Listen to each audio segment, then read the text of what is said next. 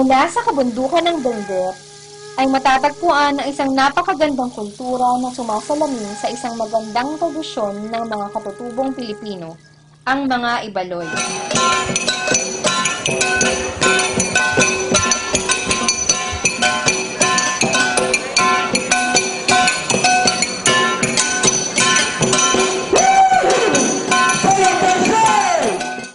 Ang katagang Ibaloy ay nagmula sa salitang Baloy, isang lumang bayan sa lungsod ng Itogon, Benguet. Ang bayang ito ay tinaguriang Baloy dahil sa malalaking puno ng baloy na matatagpuan sa lugar na ito. Dahil dito, sila ay tinawag na mga Ibaloy.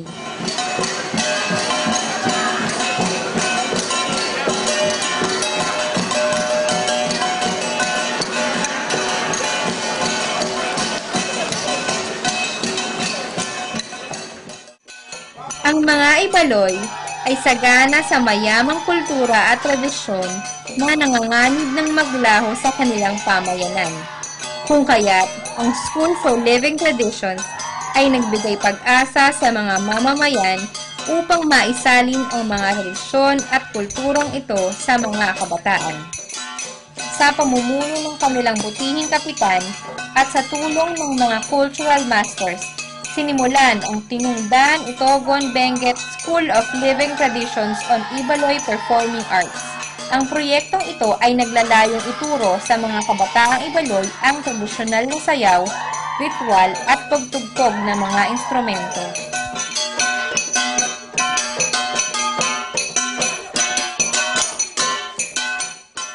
Maraming balakid ang hinarap ng mga pinuno upang maipatupad ang programang ito. Lubos na tumututol ang mga nakatatanda sa pamayanan sa kadahilan ng ang mga tradisyon na ito ay isang sagradong bagay para sa kanilang kultura.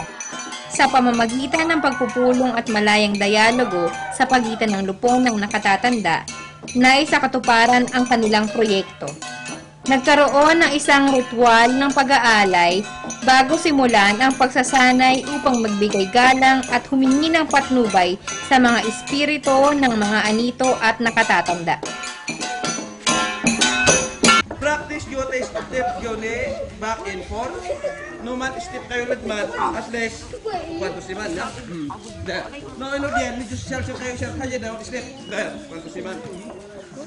Ang School of Living Traditions ng Ibaloy Performing Arts ay naglalayong ipalaganap at ipreserba ang natitirang kultura ng mga Ibaloy. Ang SLT ay binubuo ng 27 estudyante na nagbula sa nasasakupan ng Tinungdan tulad ng Binga, Kayoko, ang Buklaw at Ukaw.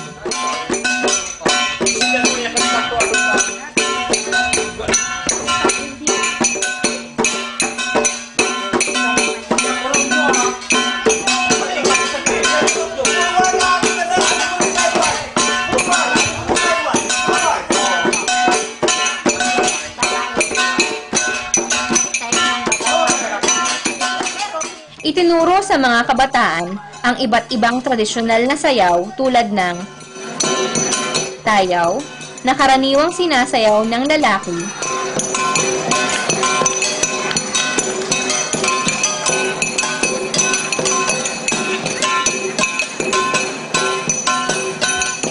sarong, na sinasayaw naman ng kababaihan tuwing may okasyon,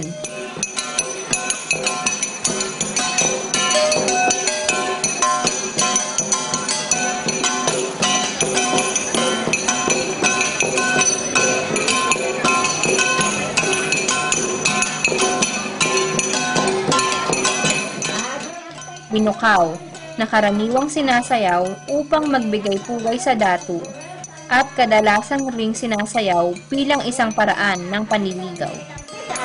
Ito lang po sa Leda ay abuntan. Kala.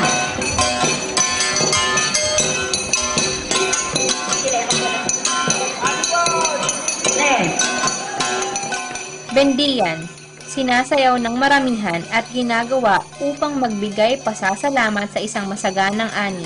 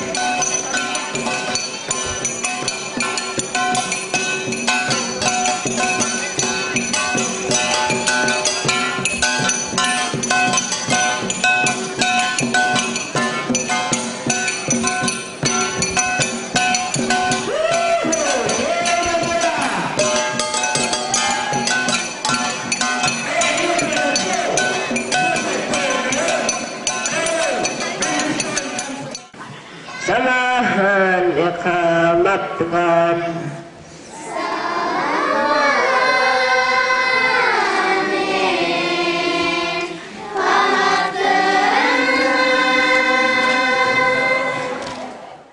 Itinuro din ang tamang pagbigkas ng pagkantang ritual. Ang pagbigkas ng ritual ay pinamumunuan ng mambabadiw at ito ay uulitin ng mga atob o mga tagasagot. Ang ritual ay ginagawa sa mga okasyon tulad ng kasal, pagbibigay alala sa mga namatay at kapag may pasyit o betbat.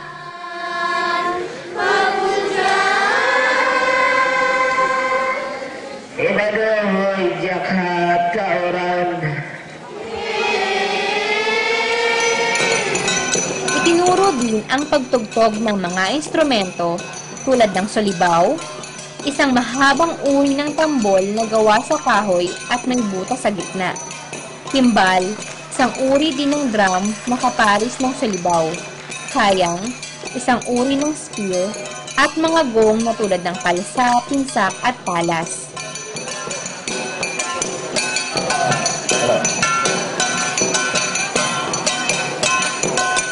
Nag-itintigan sa lunar ganito. Intak, Rubin. Agad na ito ni Justin Ato. Sinagtayan ni Justin G. Atil, W. Atumpag, Meryl W. Baot, Evangeline Bentong, Jefferson W. Damyong. Sa pagtatapos ng SLT sa Barangay Tinungdan, nagmulat ito sa kaisipan ng mga nakatatanda hinggil sa kahalagahan ng kultura at tradisyon na nararapat ng isalin sa mga kabataan.